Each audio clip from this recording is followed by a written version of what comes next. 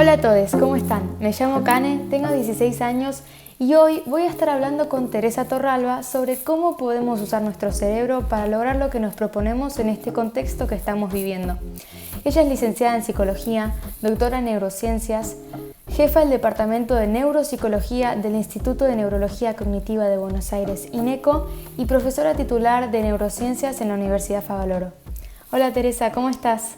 Hola, Kane, ¿cómo estás? Un placer estar acá con vos. Obviamente, como sabrás, en estos últimos meses nuestras rutinas se vieron completamente afectadas y eso hace que nos cueste mucho más concentrarnos, concretar cosas, organizarnos, planear. Por eso te quería hacer un par de preguntitas para ver qué podemos aprender de nuestro cerebro y cómo utilizarlo de la mejor manera. Me gustaría empezar por el principio y por lo más básico. ¿Qué es la neurociencia y cómo puede ayudarnos en nuestra vida?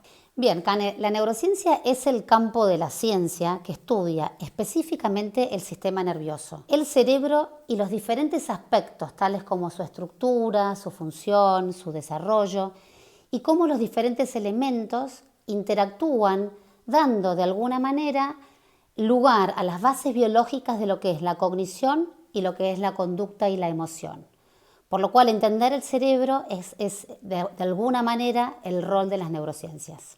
Entender el cerebro y cómo dicta nuestra vida y cómo somos. Así es. ¿Y cómo pensás que puede ayudar a nuestra vida a conocer el cerebro? Mira, nuestro cerebro tiene una arquitectura que es una arquitectura básica, ¿no? Áreas occipitales, lóbulo occipital, los ojos de nuestro cerebro, interpretación visual. Áreas parietales o lóbulos parietales, encargados específicamente del tiempo y el espacio y el lenguaje comprensivo. Lóbulos temporales, memoria. Y lóbulos frontales tenemos el lenguaje expresivo y luego las funciones ejecutivas. Planificar, organizar, control de emociones, ponerme en el lugar del otro, empatía. Por lo cual conocer nuestro cerebro ayuda muchísimo a vivir mejor. Siempre que conozcamos cuáles son las funciones de nuestro cerebro, podemos de alguna forma intentar aprovecharlo para que se generen redes que durante toda la vida nos permitan vivir mejor. La siguiente pregunta que te quería hacer es sobre el hecho de que tenemos nuestro cerebro, que es una supercomputadora, pero no tenemos ningún tipo de manual para entenderlo ni para saber exactamente cómo utilizarlo. Y te quería preguntar qué cosas podemos hacer para aprovechar sus funciones. Bueno, una de las recomendaciones más importantes en relación a esto, Kane, es intentar conocer nuestro cerebro, saber cuál es el potencial e intentar aprovecharlo, como siempre, ¿no? Saber que nuestro cerebro es plástico, es maleable y que se desarrolla según la experiencia. Sigue un principio que es úselo o piérdelo. O sea, todas aquellas conexiones de nuestro cerebro que utilizamos frecuentemente se desarrollan y aquellas que no usemos se van debilitando y se van perdiendo. Por lo cual es fundamental la experiencia para nuestro cerebro. Entonces, para poder aprovechar realmente el cerebro, no solo tenemos que seguir desarrollando todo lo que ya usamos, sino prestar un poco atención a las partes que quizás nos olvidamos para que no se pierdan. Lo más importante, Kane, es pensar que durante la adolescencia y la juventud nuestro cerebro se está aún desarrollando, por lo cual utilizar y realizar todas aquellas experiencias que tengamos ganas, porque si las desarrollamos fuertemente durante la juventud, probablemente perduren durante toda la vida, y eso es lo más importante. En estos tiempos donde tenemos muchísimas tareas y responsabilidades, ¿qué hábitos podemos incorporar para ser más productivos y efectivos en nuestras metas y objetivos? Bueno, esto es muy importante, Kane, lo que preguntas. Lo que seguro tenemos que tener en mente que todas las cosas se logran paso a paso. Y justamente el encargado de esta función, que es priorizar, organizar, planificar, descomponer un problema grande en pequeños objetivos, teniendo siempre en cuenta el fin último, ese es nuestro lóbulo frontal, Sí. Porque es el encargado de nuestro ser ejecutivo. Entonces, es como el comandante en jefe de nuestro cerebro. Recordemos entonces, lo que hay que hacer es descomponer, lograr paso por paso y siempre tener en cuenta el último objetivo. Comencemos quizás por hacer una lista ahora mismo de aquellas cosas que queremos lograr más adelante y solamente tenemos que dar ese primer paso. Esto el encargado es nuestro lóbulo frontal, pero definitivamente también tenemos que conocer cuán importante es nuestra voluntad para dar ese primer paso. No nos desmoralicemos si tenemos un objetivo que es muy largo o muy grande. Lo importante es dar el primer paso. Eso es fundamental para nuestro cerebro. Además de los hábitos saludables que podemos tener, ¿se puede entrenar al cerebro para tener una supermente? Bueno, Kane, mira, lo primero es esa palabra que vos dijiste, hábitos saludables. Eso es fundamental, porque tenemos que saber que aquello que le hace bien a nuestro cuerpo, a nuestro corazón, que todo el mundo conoce un poco, alimentación sana, ejercicio, no mucho tabaco, no mucho alcohol, importancia de los vínculos sociales, la estimulación cognitiva y la salud emocional, todo eso le hace bien a nuestro cuerpo. Y sabemos que le hace bien también a nuestro cerebro. Entonces, todo aquello que le hace bien al corazón y al cuerpo en general, le hace bien al cerebro.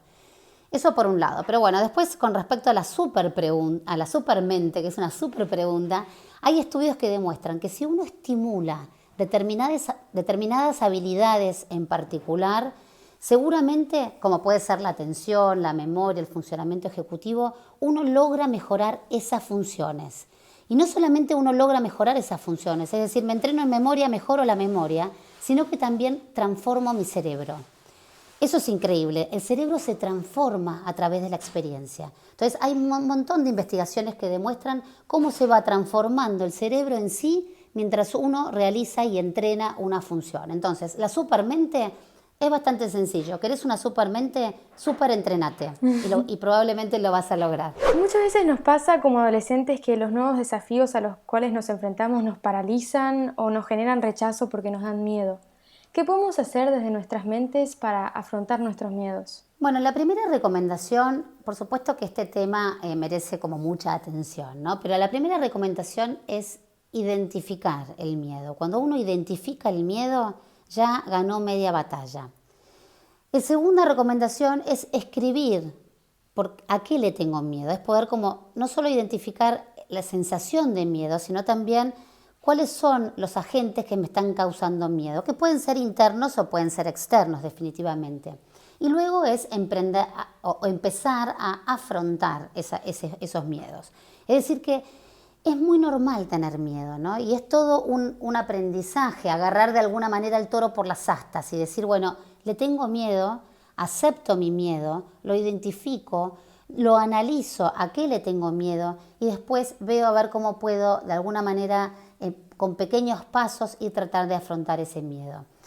Como dije antes, todo aquello que practiquemos fuertemente para nuestro cerebro hará que esto salga mejor, por lo cual la práctica consciente y repetida de la identificación de nuestras emociones, en este caso vos nombrás el miedo, creo que es un gran entrenamiento para la vida, porque nos va a hacer mejores en estas que son las habilidades propias y ajenas para relacionarse con la gente. Yo, por ejemplo, estuve escribiendo mucho ahora en cuarentena lo que siento porque es mi única manera de identificar un poco qué me está pasando y siento cada vez que escribo más, que cada vez me es más fácil interpretar lo que me está pasando. Cuanto más escribo, más fácil me es identificarlo. Absolutamente. Identificar y luego poder hacer algo al respecto, porque cuando uno conoce y entiende, entonces tiene más herramientas para enfrentarlo de alguna forma. Así que genial. Se habla mucho de inteligencia emocional. ¿Qué es y cómo podemos desarrollarla? Bueno, hay diversas teorías acerca de la inteligencia en general, ¿no? Y todos bien sabemos que una persona muy inteligente, desde el punto de vista intelectual, no siempre se relaciona con su desempeño social, ¿no? Entonces, el ser inteligente, entre comillas, de coeficiente intelectual alto, no quiere decir directamente que uno sea excelente en las relaciones interpersonales. Y bien sabemos que la vida está compuesta por altos desafíos intelectuales, pero por relaciones interpersonales, ¿no? Trabajo en equipo, etc. Por lo cual, el concepto general de inteligencia emocional se relaciona específicamente con esa capacidad que tenemos de identificar, de expresar, de comprender y de gestionar nuestras emociones. Y nuevamente se desarrolla con la práctica, esto mismo que decíamos en la pregunta anterior. Por ejemplo, a veces basta con el ejemplo, es decir, si uno vive en un ambiente donde todo el mundo habla de lo que le pasa y tiene como un gran entrenamiento emocional, eso se adquiere, pero muchas otras veces uno necesita entrenar esas habilidades. Por lo cual, hay personas que vienen como con una, entre comillas, con una inteligencia emocional más alta porque la tienen más entrenada, ya sea en su familia o por las situaciones de experiencia que han tenido, y otras personas que necesitan, aún teniendo un coeficiente intelectual muy alto, desarrollar sus habilidades más de tipo emocionales. Así que identificar y regular son entonces las dos cuestiones que tienen que ver con esta inteligencia emocional también. Pero entonces la inteligencia emocional sería no tanto como el otro tipo de inteligencia de saber datos, poder analizar, sino más bien poder identificar emociones y actuar sobre esas emociones. Absolutamente, identificar, gestionarlas y utilizarlas para, en general, para relacionarnos con el otro, pero también para la relación con uno mismo. ¿Cómo podemos cuidar nuestros cerebros para que nos acompañen de la mejor manera durante la mayor cantidad de años? Bueno, acá en esto es muy importante. Seguro que cómo podemos hacer es presentarles desafíos durante toda la vida. Nuestro cerebro, el mejor nutriente para nuestro cerebro son los desafíos. Por lo cual, cuanto más desafíos le presentemos a nuestro cerebro, más estimulado va a estar nuestro cerebro y de esta forma va a contar con la protección necesaria para hacerle frente a cualquier adversidad.